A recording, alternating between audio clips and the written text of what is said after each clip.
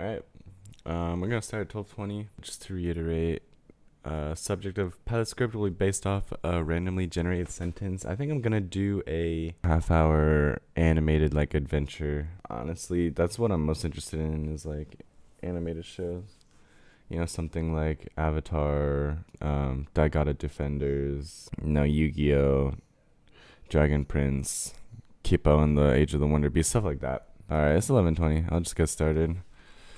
And go. I checked to make sure that he was still alive.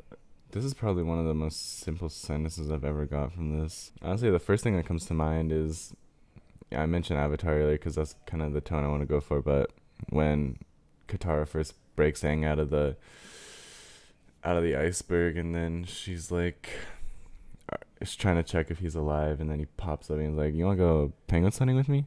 The sentence honestly gives me no direction for the pilot, which is kind of weird. Like, most of these sentences will give me a direction, but this one just, it's too vague. Sometimes simple ideas are the hardest. Idea time. Sponsored by How the F Am I Supposed to Read This Font Incorporated. Oh. So if I want to make this a comedy, there's a few things.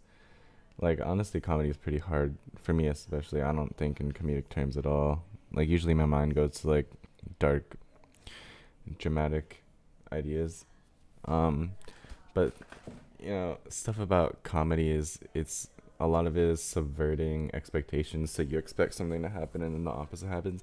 So just looking at this sentence, and I checked to make sure he's alive, I was thinking of how you could interpret the sentence a different way, but there's the obvious way of checking this makes someone alive, like checking their breathing, checking their vitals. But then I feel like there's a funny way you could misinterpret this. Like, I checked to make sure he's alive, checking as in like hockey tackling, like when they actually just ram the other person. But I want it to be like, in animation, there's no reason to limit yourself, right? So I kind of want to make it like a fantastical world. I love sports animes, Haikyuu, Kuroko no Basket. So I feel like maybe I could do something there, like a hockey animated series, which is super dramatic elements to it. Maybe there's even like superpowers, like in Kuroko no Basket, there's inhuman powers that they have, which is all related to basketball, but it's still, they do stuff that's like humanly impossible. Honestly, I don't know enough about hockey to write something and not spend a lot of time researching it.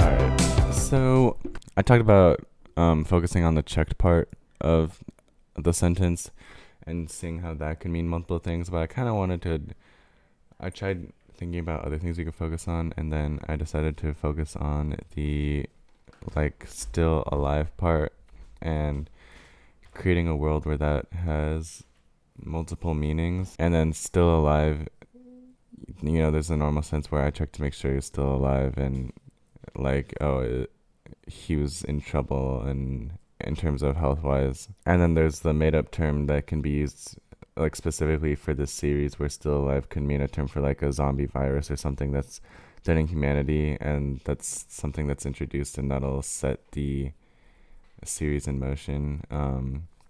So I wrote quite a bit about that, and here are some notes. Going off of that, I kind of wanted to have a lot of like homonym jokes in there, considering that still alive would mean two things, and just making that kind of like a theme throughout the pilot. So these are just a bunch of homonyms that I wrote out or looked up.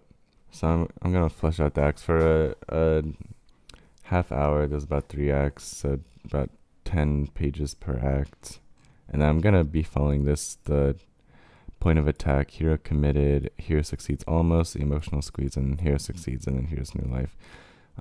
This part I think is the least important. The hero's new life, it can literally just be a sentence of what their new life is going to be, but the rest is pretty important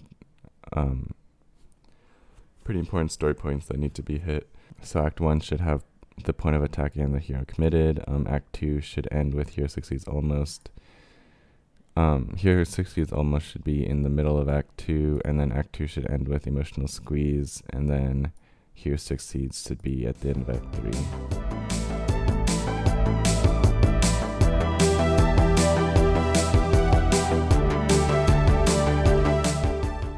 Alright, so this is what I came up with for the 3 acts. The point of attack is that an animal's going to come back to life, and the way I want people to come back to life is like having their angelic ancestors coming down and kind of like bringing up their soul, which will be important later in like Act 3. That's gonna be point of attack. Like they're gonna see an animal die and then they're gonna see it again and think nothing of it, but it's gonna be like the point of attack, their first encounter with the idea of the story. And then the hero committed is his father growing ill, and then the main character, the son, setting off to find a cure. Act 2, some things are gonna happen at the beginning of Act 2. I'll probably figure that out when I do the note cards, but here succeeds almost is that he's gonna find a doctor that comes and gives a temporary remedy, but then the doctor is going to be pulled away to help with the still alive thing going on, and then the seriousness of that idea is going to heighten, and then the main character is going to get more information on what's kind of going on outside. And then the emotional squeeze at the end of Act 2 is that the father's condition is going to get increasingly worse. Early in Act 2, the doctor is going to say that when a certain thing happens, then it is too late, and then that thing is going to happen, whatever that I decide for that to be. And then Act 3 is when main character is going to start looking for like what the still alive thing really is and find out how to make it happen in an attempt to save his dad. And then going off the hominids thing, like I want him to misinterpret the best way to send his father off, and then he's going to tie him down, and then the angels won't be able to carry him away, and he wakes up and he is one of the still alive, and that's going to launch the story into the following season. Lunchtime. Sponsored by How the F Am I Supposed to Read This Fun Incorporated. Oh. Alright, so now I can get started on the index cards. Outline time. Sponsored by How the F Am I Supposed to Read This Fun Incorporated. Oh. That took me like, I don't even know when I started. Half an hour? An hour? Did I start at 12 or 12:20? Took me 40 minutes. It's not bad.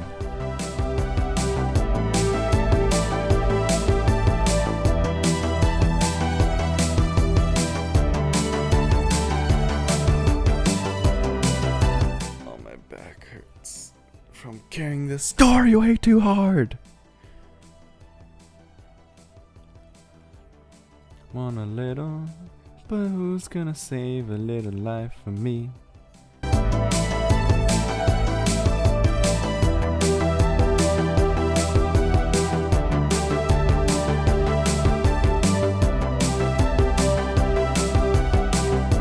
I'm pretty much done. So 3 acts of 21 scenes. That's not bad. It's about 7 an act. There's one teaser just to give a little flavor of the main character's relationships with the other characters. In Act 1, there's 1, 2, 3, 4, 5, 6. In Act 2 is pretty big. Act 2 is 1, 2, 3, 4, 5, 6, 7, 8, 9 scenes. And then Act 3 is 5 scenes. Yeah, so I can just get started writing now. Right. Oh,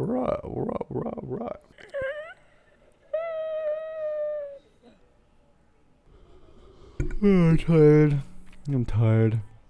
I need to eat like an Oreo or something. Teaser. Alright, now my least favorite part. The names. Name generator. Flavor. Which zombie flavor? Type of character. Doesn't matter. Religious background. There's so many things on this. What the heck? Alright, just do it. Marco Riley and Harold Riley. I like that. Not that bad. Watch me write for an insanely boring amount of time, featuring the free-to-use music from the YouTube audio library. Sponsored by How the F Am I Supposed to Read This Font Incorporated. Oh.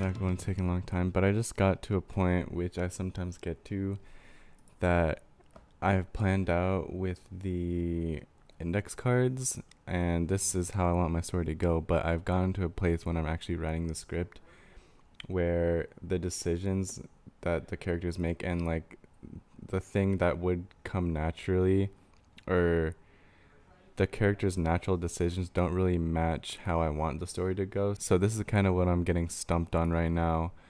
And this has happened a couple times when I'm writing, where I'll plan out something and then I get to a point where I'm like, the characters wouldn't naturally make these decisions, or the story can't naturally go this way.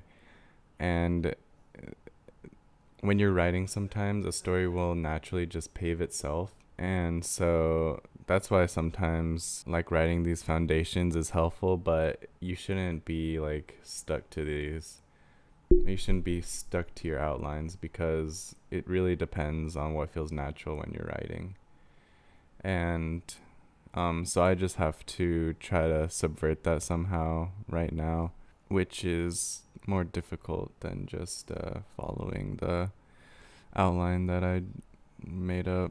It's also almost 6, and I've been working on this first act for like, holy moly, so long. My attention span is like the lowest it can possibly be today. I cannot stay focused, but gotta keep sludging through.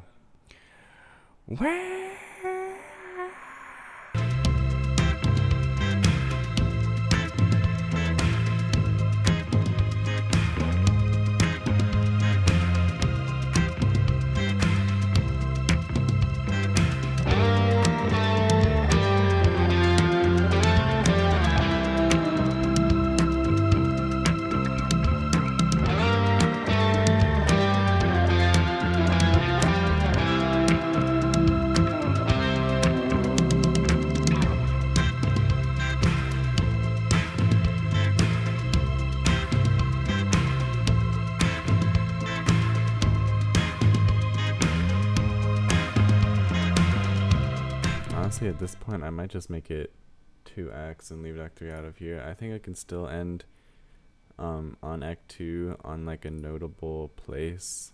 I might not hit all of these points like exactly, but I think I have the general thing. I think I just made the outline way too long. I usually don't write half hour, so like 30 to 25 to 35 pages. I mean, it all depends on the writing, but I think I just have way too much here to fit into a half-hour episode. And that's not bad, but I just have to cut out some stuff and make it 2 acts.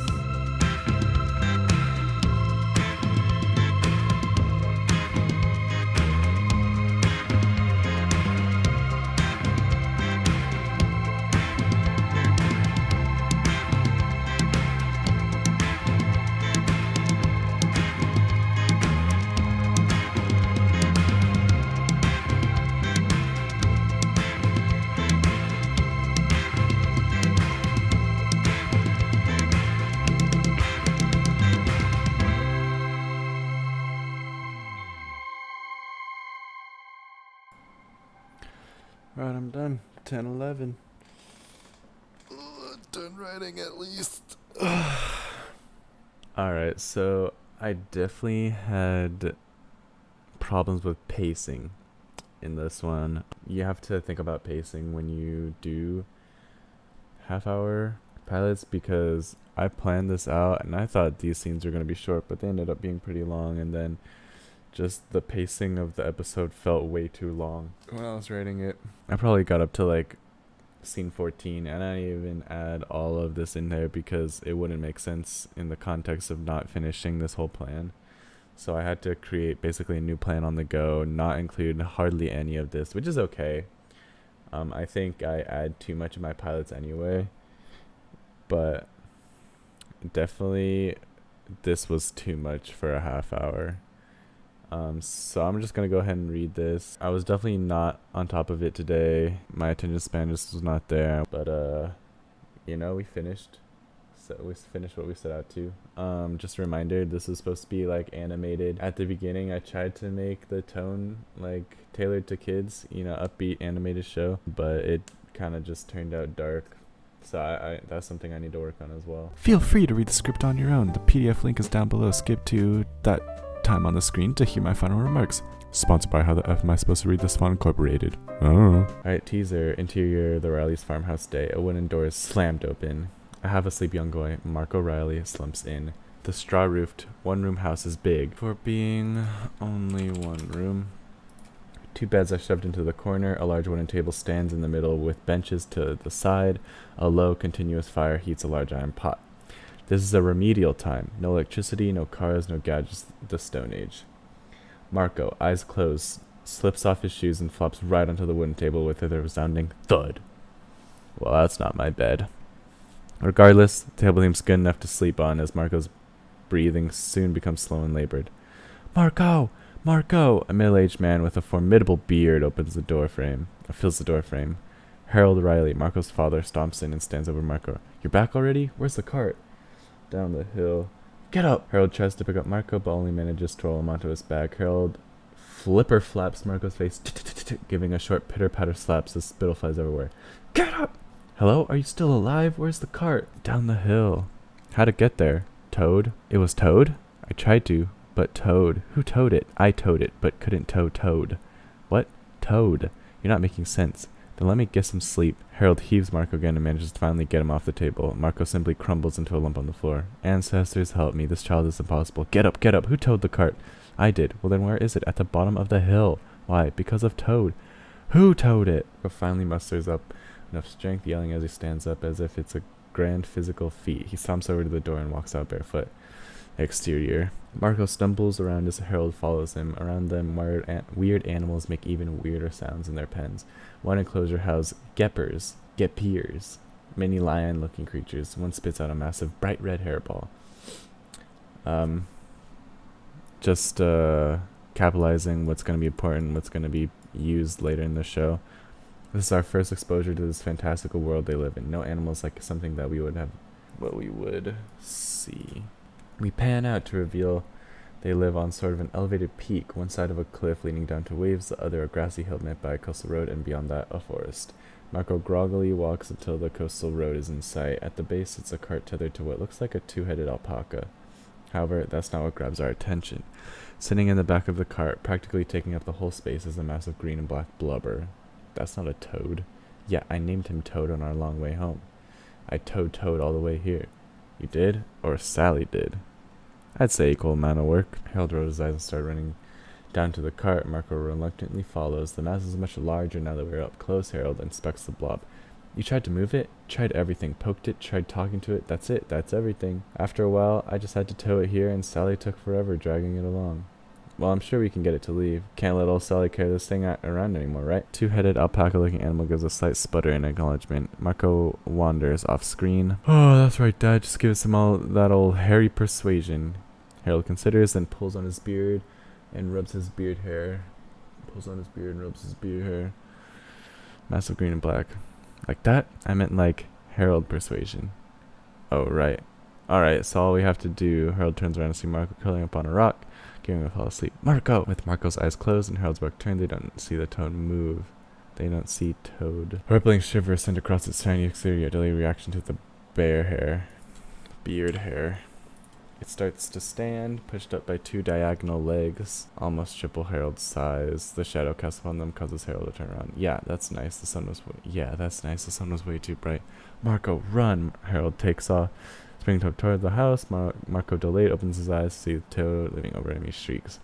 Now we have a montage of them being chased around by Toad, them running up the hill to their house, them hiding in the house while Toad peers through the window, them running down the hill from the house, Harold threatening with a rake, Harold running away, the Toad chasing after him with a rake sticking out of it, Marco asleep on a tree stump, Toad stalking him like a lion about to pounce on its prey, Harold pulling Marco out of the way just in time. Quick tableaus. End montage. Alright, they look at the windows as Toad plops itself in their backyard, falling asleep for the night. Don't you ever tow something like that ever again. I will not tow Toad. Title card. Alright, so I wanted the teaser to be like an upbeat, and then obviously the like homonyms of toe and toad, or toad and toad, even though I wanted, like I mentioned before, I wanted the homonym still alive to be a homonym in the show. So homonym means word that sounds exactly the same means two different things, right? So like pair and pair, and then still alive means like, are you still alive? But then still alive in the show and mean, oh, he's like a zombie, like he's dead but then he's still alive. And that's what how people use it. And I didn't even get to that. Like I said, the pacing was bad. I didn't even get to the point I wanted to get to. Even though that's not that bad, I still got to a point that I liked ending on. So got Act 1, Port Nassau Market, East Side Day. A bustling market full of merchants selling weird-looking animals, bugs, fish. People scream, barter, argue. Marco walks between the stalls, a bag full of the bright red hairballs, right? Capitalized it because it's going to be used later. Spit out by the mini lion creatures we saw in the teaser, slung over his shoulder. Hey boy, over here. Marco turns to see a particularly shabby stall with no one in front of it. Frederick Fritz Dumaine is hunched over wearing a simple rag. He motions Marco toward him. How's it, Fritz? Dark clothes are brewing, my own Marco. Aren't they always? Fritz's table is lined with various colorful tchotchkes. He picks up a necklace. The string a bright red like the hairballs. The pendant is a dark green. A pendant to ward off the storm. I'm good, Fritz. I've got better things to buy. Oh, Marco. Marco turns around and sees the voice coming from a stall across the way. Fritz calls at Marco instantly rushes over. The voice belongs to Dr. Kit Lee. Although she could be the age of Marco's mother, her confidence in beauty has given Marco quite the crush on her. Various bottles of pills, liquids, roots, powders fill her table. Well, what brings you to the market today? I came to see an old friend, and to see if anyone wants some Gepper hair. I'll actually buy some. That's why I called you over. And to say hi, of course. Dr. Lee examines and picks up a good amount of hairballs. Do you need anything here, or would you like coins? We're all healthy, so I'll just take the coins. There's the person has a couple of silver pieces. Thank you, Dr. Lee. You're welcome, Mr. Riley. And you could call me Kit. I assume you came here to see Zachariah. Yes, I heard he was back in town. Have you seen Zach around? I saw him setting up camp down there at the west side a little bit ago. He heads off, and unbeknownst to Marco and Dr. Lee, Fritz stares daggers at the doctor. Alright, so this scene is introducing what they do, right? They're farmers and they trade. That's what they do. And he has a lot of Gepper hair, which is the lion thing. So he's trying to barter that, and then Dr. Lee's the only one who wants it, right? And then we meet Dr. Lee and we meet Fritz, and now we get the mention of Zachariah, who all planned to be in the rest of the show, right? So first scene we have in Act 1, we're meeting these three ancillary characters, and we've already met the father and the main guy from the teaser. Although it's not the most important things, you get a sense of who they are. Fritz is like this spiritual kind of person who likes to predict the future, and then Dr. Lee is kind of like a schmoozer. Already we can see that she kind of is like manipulating Marco in some sort of way. Alright, then we cut to the west side of the market. A crowd of people watch a young boy around Marco's age, Zach Birch. His table is covered in colorful, exotic-looking animals, all of them dead. He dances around, sitting on the table, but careful not to step on any of his merchandise. On soldier, a pegadog, a winged raccoon-looking creature, mimics his showmanship. He holds up a creature with 3 eyes and a saber tooth. A Harmouth from Petersville. He holds up a fish with a steel-looking beak. A Rivera from Port Statoon. A small deer-like creature with 5 legs. An Elkie from the very Nassau forest next to us. A beautiful creature with a delicious hearty meat. Crowd around and yell and scream, holding out coins and other animal products, trying to get his attention. Zach starts handing out animals, taking coins and other traded items. Once the tables died down and most of it empty, Marco approaches him. This is some cool stuff. I was wondering when you're going to show up. They embrace each other. Zach's pegadog, Mussy, jumps onto Marco's shoulder. Hey, Mussy. Man, you've been all over. These cause you trouble? They always cause trouble. Zach walks his cart behind his table and motions Marco to follow him. How's Harold doing? As good as ever. It's good to hear. Are you still pelling around those Gepper hairballs? Marco shakes his head. I really am. You know, I've never actually seen anyone use Gepper hairballs other than weaving them into decorative hats or something like that. Right, so this is new information, and then it's directly contrasted with the doctor wanting to buy them.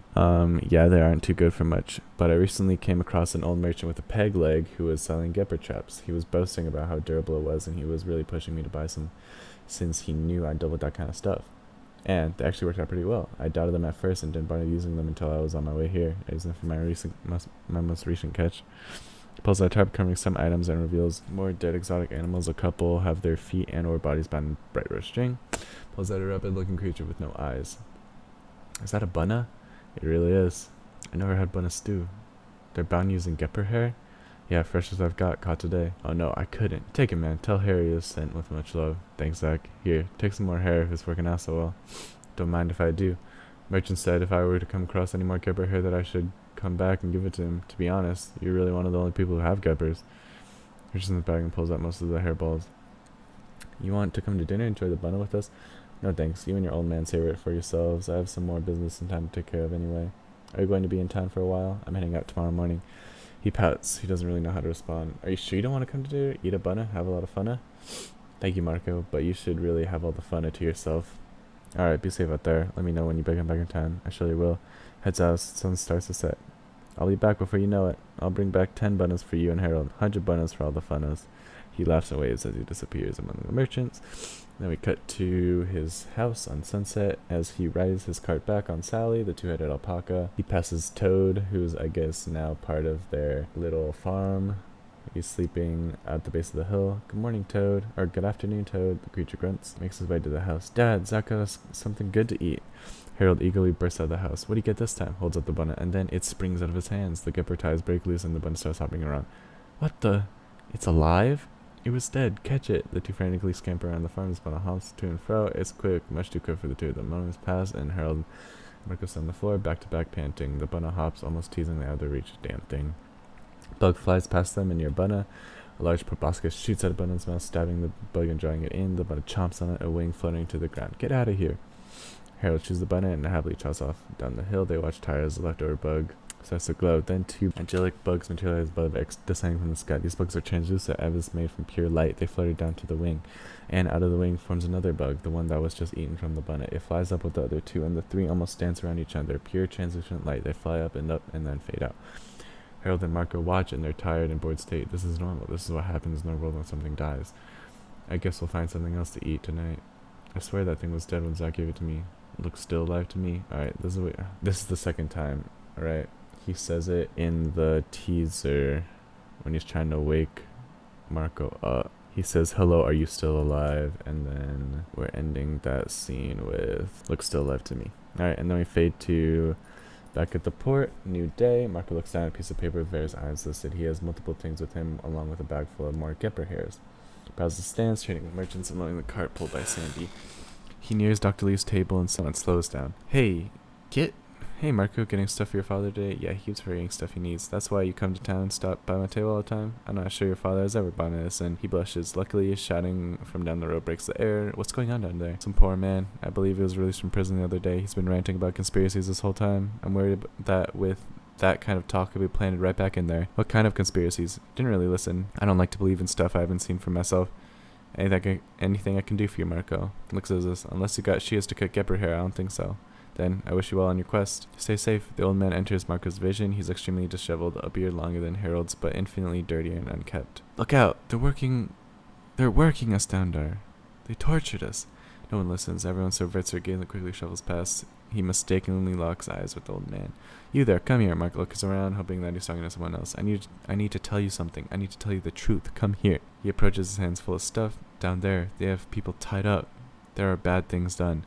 I don't know, I can't explain it, but they die. The people die, but they're still alive. Gets closer. This is our point of attack, right? Sort of. What? The old man suddenly leaps back away from Marco. What is in that bag? Marco holds it up. Gepper hair? The man shrieks and backs into the cobbled wall of the building behind him. Get the stuff away from me. I can't. That stuff, get away from me. Get it away. Get away. He's covering the ball. He starts sobbing. Marco extremely weirded out. Backs away. Cut to back at his house, sunset. He returns carrying the various tools. Harold sits at the hearth, his back to Marco. You won't believe what happened in the market today. Well, it's kind of weird, but Zach mentioned gepper hair earlier, and we've always had an excess of gepper hair, right? Like, you make me go to the market with it, but it hardly ever sells. But now in 2 days, people have mentioned their hair. How weird, right? And then today there was a dude at the market, some prisoner, according to Kit, and Dr. Lee, and he was all freaked out that I had gepper hair. How weird is that? I mean, that's weird, right, Dad? Dad? Harold, sitting unresponsive at the hearth, suddenly collapses. He rushes over. Dad! He turns Harold over. My arm. He pulls his sleeve back and to reveal his veins, pulsing black. Alright, so this is how I sort of intended to end Act 1. Oh, have I been, oh my god, I've been out of the screen this whole time. Well, whatever. This is how I intended to end Act 1, with him collapsing. And so you have the point of attack, which is the first wave of the problem, which is him hearing from the delusional man that people are getting tied up and is still alive, and then he's afraid of the gepper here, right? And then we have the hero committed at the end of first act. So I wanted that to be him committing to saving his father. Obviously, that's not really what it is, because he gets hurt, and then later on he's going to be committed into saving his father. But I honestly don't think there's enough time there, and I like just leaving it on that. Boom, he falls, and then there's the illness, right? To compel us into, like, what is that? What's going to happen next? Alright, then we have Act 2. Interior Riley starts morning. Harold blinks and wakes up. Marco is curled up in a very non-ergonomic position next to the bed. Hey. He checks Marco slowly wakes. You're still alive? Laughs weakly. Haha. Yeah, you're still stuck with me. What happened? He cleanses his arm. The black veins slightly throb. I'll tell you later. Harold tries to sit up, but is barely able to. He's greatly fatigued. Hey, just take it easy. Hey, just take it easy, man. I need to go see Dr. Lee. No, I need to tend to the farm first. I can do it. What do I need to do? Well, alright, then we have a montage. Shear the gepper hair. Marco runs from angry geppers, their teeth bared. You need to feed the roosts and water their eggs. Marco creeps into what looks like a dark chicken roost. He peeks into a shelf. Shiny blue eggs lie in hay. He quickly pours water on it, then stands up. He pulls out an apple and holds it warily up to the top shelf. At least 100 extremely thin tentacles extend from the shadow and wrap around the apple and yank it up. He turns to the other side of the roost and leans down to water the eggs. As he extends the watering can, the thin tentacles come down and zap! As soon as they touch his skin, a welt appears. He yelps and bolts from the roost as tentacles fly after him. And then you need to clean the donkey. Marco keeps toward a large barn on the base of their hill. He approaches the door, a brush and bucket of water in hand. Alright, Dungy, don't hurt me. Just need to clean all that dung off you. As he opens the door, he gags at the stench. He swings the barn door open to reveal a massive furry gerbil almost taking the entire barn. It's covered in mud and dung. It's absolutely covered. Alright, and montage, and now we're back at the house. Clothes ripped while it's covering his body. He limps into the couch. He slips off his shoes and wham! Dives headfirst into the table. This isn't my bed. Did you do everything? Yes. Thank you. Can I go to the doctor now? Can I go get the doctor now? Slight pitter-patter outside indicates the start of rain. Slight water starts dripping through the roof. I think you need to fix the ceiling. The ceiling? The ceiling. I'll fix the ceiling. Marco, not looking at where Harold is, stumbles out of the house. Fix the ceiling where? The roost coop? No, it's okay. They don't scare me anymore. Not that, but Marco's already out the door. Fade 2, Marco comes back in, soaking wet, bucket of cement in his hand. I sealed the roost coop. I meant the ceiling. Points up, Marco follows his finger to water dripping from the ceiling. Marco hangs his head and slumps back into the pouring rain. I mean, this is like a reoccurring thing that I wanted. Like the homonym thing. Sealing and sealing. It's kind of dumb, but whatever. Alright, then fade 2, the same later. He goes back completely drenched and he slumps to the floor, not even making it to the table. Can I go get you the doctor? Oh, that's it, muffled. Can I go get you the doctor now? Come here. He gets up. I seal the ceiling and sealing the sealed. I washed the coop, fed the dung, took a poop. I think I was delirious writing this. I sealed the ceiling and sealing the sealed. I washed the coop, fed the dung, took a poop. I did everything he asked.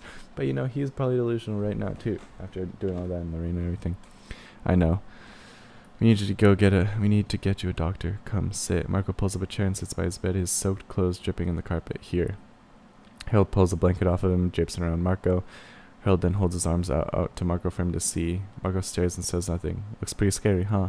Marco just stares. He pulls the blanket up to his chin and bites down on the fabric, a subconscious action. I've seen it before when my mother passed away. Marco finally breaks his gaze on the veins and up to his father's eyes.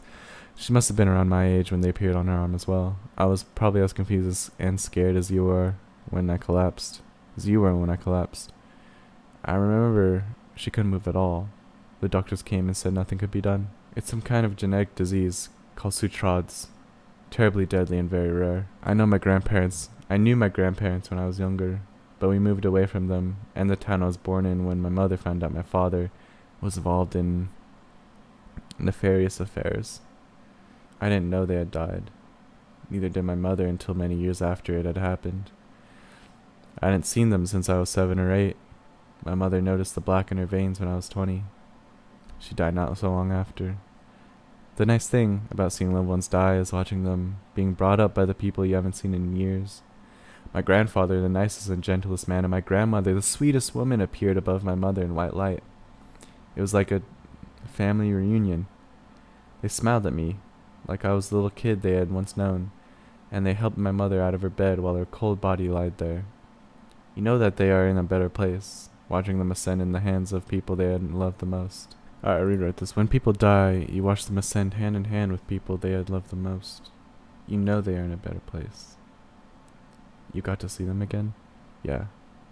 You never saw my grandparents, but Marco suddenly gets up from his chair, a look of determination on his face. He heads for the door. Where are you going? He doesn't answer, leaving the blanket on the floor. He steps out into the rain once more. Cut to town outskirts. He rides in an empty carriage pulled by Sally. 2 figures in the raincoats block the coastal road up to the town. They yell over the roar of the rain. What's going on? He yells over the roar of the rain. Marco yells over the roar. Well, the man removes his coat to reveal armor underneath a soldier. No one is permitted into the town at this time. What, because of the rain? No, there was something weird going on. I didn't quite hear what it was, but no one was going in and no one was coming out. How long is this going to last? No idea, kid. We should turn around and head back home. Marco considers. Do you know the doctor? Which one? Dr. Kate Lee. She has a table set up in the market. The soldier shakes his head and turns to the guy. You know Dr. Kate Lee? I know of her. Do you know if she's stuck in the town? I don't believe so. Would you happen to know where she is? My father's in trouble. I'm not entirely sure on the exact location, but take the forest route. The forest route? Yeah, double back and you'll see the forest route. So all I need is the forest route. And you'll take me to her? You just need to take the forest route. Take it where? To her house? But how will I know where it is? You take the forest route. Okay. This is another, stupid, huh? I don't even know if it's funny to be honest. Alright, and then cut to later. He approaches 2 soldiers again. He holds out a stick in the rain. Why are you back? You still can't enter the town. I have the forest route. What? The forest route? He regards the stick in his hand. You said it would take me to her. The route, the road, not a tree route. Oh, then what should I do with this? Give it here. Soldier takes it and then chucks it straight at Marco. Bonk. Cut to the actual forest route. Rain has subsided to a light drizzle. He rubs a red spot on his forehead where the stick hit him. He comes to a clearing with a large brick house. Oh, please let this be the right one. He hops off the cart and creeps over the front door. Dr. Kate Lee answers. Marco gives a sigh of relief. Thank goodness it's you. Marco, oh my goodness, you came right in the rain? Please come in. No, I'm sorry, Kit, but I'm going to need you to come out. Cut to the Rise Farm. Interior. Marco and Dr. Lee enter. Harold smiles at her as if expecting her company. Dr. Lee, it's been a while, hasn't it? I don't know if I've ever treated you or Marco. It's a pleasure to help. Not sure if you can. Dr. Lee walks over and kneels by his bed. He told me it was in your arm. Harold holds out his arm so that she can see his veins. Interesting. Sutrad's. My mother died from it as well. Right. Do you mind? She takes out her tools from her bag. Not at all. Marco watches anxiously as Dr. Lee performs various tests. I can't say that I have the correct medicine for this. I don't know if there's any out there. I believe there's an ailment. If there's an ailment, then there's a cure. Here. She hands Marco a ball of thick, bulbous roots. Mash one of these every morning and mix them with water, and have your father drink them. It should subside the throbbing in his veins. She starts packing up her stuff. Is that all? I need to do some research on this. Possibly ask around if anyone in my field knows something about this. About Sutrad's. Don't just give up, Harold. many things can be done, I assure you. Thank you, Dr. Lee. Kit. Would you mind taking me back? Of course not. And then we're in the final scene. Alright, so, I mean, this past scene, I wanted it to have it so it's... We have the ailment, and it's pretty serious, right? He collapses from it, and he says mom dies for a minute, and he's pretty much accepting, like, he's dead, and you never met my... He starts to say, you've never met my grandparents, but you're gonna see them, like, when I die, right? And that's when Marco leaves to get help.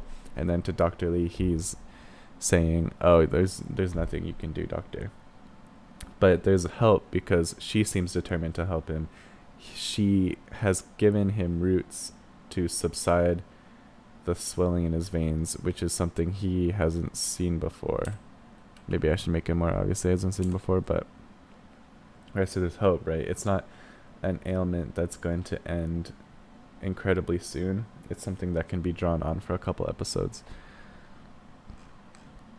And then we have the forest route night. Zach drives his car along Forest Trail, not the same one that Marco traveled down. His peggy dog Mussy sleeps around his neck. The car hits a bump, and the contents of the car are a bit jostled, and then the back jostles again. He looks back, shrugs it off, and stares ahead. Another movement. Finally stops the car and jumps down. He goes to the back, watching the tarp warily. Something underneath jumps. He yanks the tarp back. Among the dead animals, some move. The animals that are tied with the red string, the gepper hair, they are alive. They struggle against the ties, struggle for their freedom. What the hell? Suddenly Mussy is yanked off Zach's shoulder, and an arm closes around his neck. Zach struggles, and somewhere in the darkest, Mussy shrieks. From the shadow steps a man with a peg leg. I knew it. He picks up the struggling animals and dangles it from its gepper hair binding. They were dead, were they not? Zach doesn't answer. He just tries to free himself. I'm most certain they were dead, and yet they are still alive. So we're ending on the homonym as well. That last scene was supposed to be the beginning scene of Act 3, I believe, right? Oh, no. I wanted to do a lot more in this half hour. Like, I wanted, honestly, in this first episode, I wanted the father to die, and then the son, Marco, to wrap him in gepper hair under, like, a false pretense from Fritz or something, and then see him, like, his grandparents would come down and then tug on his soul, and then they wouldn't be able to do it because he's tied by the gepper strings, and then they wouldn't be able to pull him up, and then so they would disappear, and then he would be reborn. Obviously, I mean, just from this and just from my track record, I guess that's way too much to put in the first episode. I think that's definitely something that can be done as, like, even like a season finale, or maybe like third episode type of thing, third or fourth, where you're leading up to that point, and then there's something else above that. I didn't really know if I wanted the people who come back to life being tied by the gepper hairs, if they come back like as real humans, or if they come back as like shells. But I kind of like the idea of the souls being lifted out, and that's just part of death, is that, you know, the flies come down and then they lift up the soul of the fly, and then the gepper hair we're gonna see later. We haven't seen it yet, and I wanted to show in the first episode, but I didn't get to it in this version that I ended up writing. But the gepper hair, when tied around someone, doesn't let them be taken away, so their soul is bound to their body using the gepper hair. One of the rules I want to follow is, or notes to remember, is plant seed speeds later in the season. So I think this is a fine example of that. You know, there's a lot of characters we can work with. There's the Zach and the merchant with the peg leg. There's Dr. Lee, who I wanted to be like a nefarious person because she did buy gepper hair, even though she seems so nice. She's the only one who actually bought it, other than Zach, who was going to give it to the peg leg, who is obviously a bad guy now. I wanted Marco and Harold to seem really close, almost like brothers rather than father and son. I don't know if that came off. I don't think I felt it when I read through it, but I don't know. I think I tried to make them both act kind of goofy. I think the homonym thing was a bit overdone and didn't really fit in organically to the story, but I don't know. I like animated half hours, so I might try to do this more. But yeah, thanks for watching, and let me know what you think.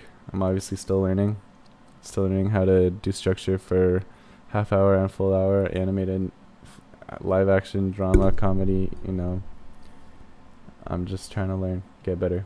So thank you.